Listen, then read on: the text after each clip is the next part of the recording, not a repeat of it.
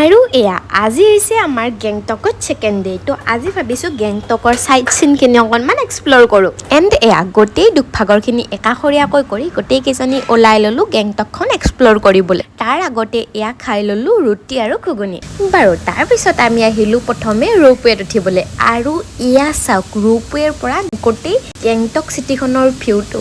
মইতো দেখি একদম পগলা হৈ গৈছোঁ ৰাইজ আৰু মানে মোৰ যাবৰ মন যায় কিন্তু আমি এটা বহুত ডাঙৰ মিষ্টেক হৈ গ'ল আমাৰ আমি বস্তু মিছ কৰি দিলোঁ আৰু সেইটো হৈছে গেংটকৰ নাথুলা পাছ আমি 15 আগষ্টত গৈছিলোঁ তো 15 আগষ্টত নাথুলা পাছ বন্ধ থাকে যিহেতু এইটো চাইনা বৰ্ডাৰ হয় বাৰু তাৰপিছত আকৌ আহিলোঁ এটা ৱাটাৰফল চাবলৈ দেন চাব গ'লোঁ আমি গঞ্জৰং